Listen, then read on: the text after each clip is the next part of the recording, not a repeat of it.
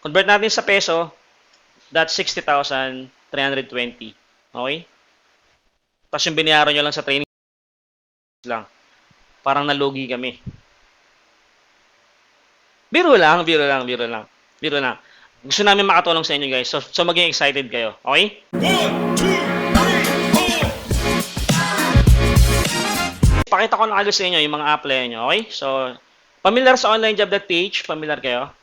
Okay. So, Upwork kasi saturated eh. Sa onlinejob.ph kasi, puro Pilipino siya. Kasi nga, from the word itself, onlinejob.ph, puro Pilipino lang halos. Okay, pakita ko sa inyo guys. So, makita nyo rito, real estate for $4.50, nasa 30,000 yan. Okay? Per month. So, Anthony Price, pag nakita nyo rito na Anthony Price, foreigner, most likely foreign agency or foreign client, direct client yan. Okay? So, makita nyo rito, inside sales agent. Okay? So, inside sales agent, mapansin nyo rito, ang client niyan, realtor, ibig sabihin, real estate agent. Okay? So, they are brokers. So, ang agency nila, ang gagawin lang nila ito. Itong mga to. Outbound calling, pero wala pa ako na-experience na inbound. These are more outbound calls. Hindi kayo magbebenta rito, guys. To clarify, okay? You'll just try to set appointments, okay? Ang magbebenta ng sarili nila, yung mga clients nyo. Explain ko later. Ang gusto ko lang makita nyo rito, yung payment muna. $6.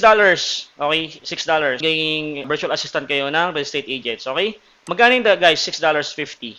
May idea kayo? Copy tayo. $6.50 times 40. Bakit 40? 40 hours. Kasi sa isang linggo, may 8 hours times 5.